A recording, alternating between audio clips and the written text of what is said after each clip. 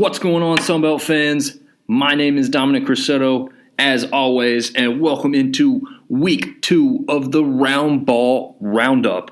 As mentioned before, we're going to cover up the entire conference, so we're not going to get into really specific things. Just kind of go an overview so we understand where the conference is looking at as a whole, and then obviously you can still go into your favorite teams' specific podcast, Black and Gold, Monarchist, Rage and Review.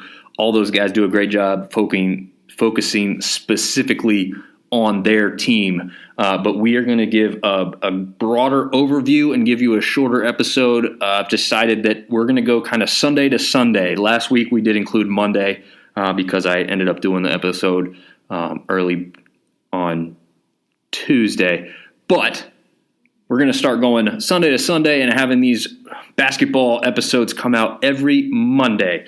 So please follow along with us, support the podcast, give me some reviews, whatever your thoughts and feelings are on this, and we'll get into how Week 2 finished up. So overall, as a conference, we had a record of 16-13 overall. And as a reminder, Week 1, we were 28-9. So quite a drop there, although we do have to mention again, a lot of those teams in that first week were lesser teams from lesser divisions, and now the conference has started to play these tougher games and tougher opponents. So we had 6 Power 5 matchups. The Sun Belt was 1-5 overall in those games. The very first one on Tuesday there had App State beating Louisville right at the buzzer. For those who didn't see that one, Louisville laid it up to look like they had won the game 62-61. They did review the play immediately and found out the ball was still in the Louisville players' hands, and so App State kind of wins after the buzzer, which you don't see very often. But they came away with the only Power 5 victory of the week. We'll touch on some more of those going forward. We do also only have 2 undefeated teams left. We had 6 going into this week, so had quite a few losses. Those 2 undefeated teams are Louisiana and Southern Miss, so congratulations for those teams and programs continuing to find the W on the scoreboard and keep that streak rolling for the conference as we get deeper and deeper into the basketball season. After those 2 teams, we've got 8 teams still with winning records. So that's pretty good overall. We have 5 teams sitting right at 500, usually either 3-3 or 2-2 on the year so far, and only 1 team with a losing record. That would be South Alabama. I want to preface that a little bit by saying, look at their schedule. 2 of their losses, and they only have 3 overall, 2 of their losses have come to Power 5 opponents. One was a ranked Alabama team, obviously, and that was only a 10-point loss. So nothing really to hang their head on that one. The other one came to Oklahoma, who is not ranked and not maybe one of the better teams in the country overall, but they are 3-1. So again, another team you probably wouldn't expect them to beat. So losing record, but they've played some tough opponents. I think they're going to be okay overall. Just wanted to mention that because I think it's a little lopsided looking when you just look at the record and you don't dig any deeper. Here's a good note. The Sun Belt overall, after the first 2 weeks of the season, they seem to be a really powerful home conference. That may be the case with others. Be honest, I didn't bring this up to compare directly to how other conferences are doing overall, but the Sun Belt sits at 28-5 overall at home. That's including every team in the conference. At home, 28-5. I think that's a very good record overall. And then here's the bad part. 10-15 on the road. So it seems like the road is not very favorable for our conference overall. That will have to improve. And then, we do have to note that some of those home games against those lesser opponents. So to keep that ball rolling, it's going to still need to improve across the board. But right now, when you look at it, just overall 28-5 at home is great. 10-15 on the road is obviously not. So those things need to improve going forward. Jumping into some specific games, as we mentioned, App State takes care of Louisville 61-60. Just to talk about that game for a second, Louisville is obviously struggling mightily. They might be the worst team in the ACC this year, and I think they will struggle to win very many games in that conference. So congrats to App State. They were up 16 at one point and then ended up winning the game, kind of like we said, at the buzzer there, only winning by one. But again, only Power 5 victory this past week. And again, we covered the Troy victory over Florida State in last week's episode, but that technically came in week 2 of the season. So I guess, just think about that. I didn't leave it out. I just covered it the previous week. And then we've got some other games to note. Again, Alabama takes care of South Alabama. Only a 10-point game. Not a terrible loss. The only reason you could maybe think that should have maybe done a little bit better was South Alabama was hosting Alabama on that one. But again, that's a strong, powerful team, a ranked Alabama team, ranked number 18 in the country currently.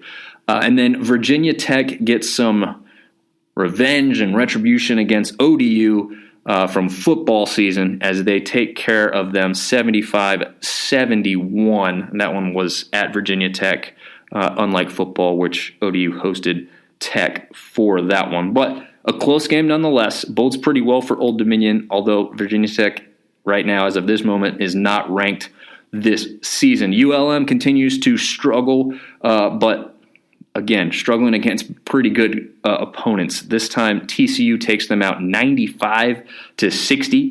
I'm going to see if this plays dividends in the end for ULM to schedule tough at the beginning of the year and maybe build on some of that and learn from some of those mistakes. Louisiana gets their big win against a rival, Louisiana Tech, 94-88. Not a Power 5 game, but again, very important to the folks down there in Louisiana that the Cajuns continue to beat them over there at Tech, because if you don't know the history, Tech wanted to keep them out of Conference USA and kind of alluded to the fact they didn't belong. So it's awesome to see the Cajuns take care of business in that one. And then jumping into a game that caught the end of, Eastern Kentucky going against Georgia State. That was a home game for the Panthers. Just to go over the last little bit of this game, Georgia State has a free throw chance at the end to go up even further. They miss it. Eastern Kentucky grabs the rebound, heaves a shot from half court. The buzzer sounds as it's in the air, and they nailed it. So Eastern Kentucky walks away with a 1-point victory, 62-61. That's one that is disappointing to see. Georgia State hits that free throw, and then they can't lose. I mean, Eastern Kentucky could then take it into overtime, of course, but at that point in the game, they wouldn't be able to lose. I guess technically you could foul on the half-court shot, but they did the smart thing. Georgia State backed off, allowed the half-court shot. It's a low-percentage shot. Allow it to happen, but again, if you just go back and they can just hit that free throw or grab the rebound possibly, something like that, there's a little bit of a difference that could have helped the conference get another victory and obviously help Georgia State continue to turn things around after a tough game against Georgia Tech to start out the year there at home. Then we've got App State going on a 2-game skid after beating Louisville. I think, I don't know, I guess you could ask some App fans, myself being one, that what they would think if you say go ahead and lose to Louisville but win the next 2 games. I don't know how many people would be on board with that, but yeah, these are 2 home games that they've lost in the tournament they're hosting. So not a great run after, beating a Power 5 opponent, although they do turn things around and on Sunday evening get an 83-74 victory over Southeastern Louisiana to wrap up their tournament that they were hosting. Troy takes care of Montana. Montana is no world beater when it comes to basketball, but they have been in the tournament a few times in the past and have come out of nowhere a few times to beat some teams. So good to see Troy keep rolling by 11 in a game like that. Old Dominion takes Davidson down to the wire pretty well. Davidson does come away with the victory, 66-61. But again, Old Dominion's getting some of these battles early in the season. Could pay off towards the end. We'll have to see what comes of that. Coastal Carolina drops a shocking one to me. They went up against South Carolina Upstate and lose 79-78. Again, with what Coastal had on the board, they were tops in team categories. They had a couple guys as individuals up near the top of the NCAA basketball, statistics. So to drop one to South Carolina Upstate of all people was very surprising to me. But I didn't get to see the real details of that game. So maybe South Carolina Upstate is a better team or program than I'm giving them credit for. But I just thought where Coastal was and how they started the season, I expected them to take that one rather easily. And then we'll wrap up this episode with the biggest matchup of the week, as James Madison was at that time undefeated going up against number one in the country, North Carolina. They do drop that game 64-80. Again, that's not much of a shocker or a surprise. I was hoping JMU would keep it a little bit closer, but they performed very admirably. If you watch the game, I think JMU hit their first 4 3-pointer attempts, or at least all their first 4 baskets, I should say, were 3-pointers. I think they did miss 1 or 2 there, but pretty decent start against the number one team in the country. They did go down a little bit towards the half, but if you look at the statistics, they actually won the second half of the game and outscored UNC down the stretch. So, pretty good performance overall, especially against a number one team, especially at their place. It's not easy to play in the Dean Dome. And so I would say a pretty good performance overall by one of the better teams in the conference thus far for us with JMU. And I think that's a good way to kind of end this one for week 2. Going into week 3, we've got some interesting matchups. We'll note those off real quick. Texas State travels all the way out to California. Louisiana takes on SMU, kind of an important one because of that localness to that game, and a G5 that a mid-major that you also want to beat in that kind of game. Coastal Carolina travels over to Missouri, and East Carolina takes on Old Dominion. Kind of noting that one just because a little bit of the rumors, and it's not likely, but maybe East Carolina has some interest in the Sun Belt in the coming years, depending on maybe how the AC looks after all these changes are made. They played in football, now they're playing in basketball, so I just wanted to note that one. I think it's a good matchup for both squads, honestly. Whether it's on the football field or basketball, this one obviously happens to be basketball.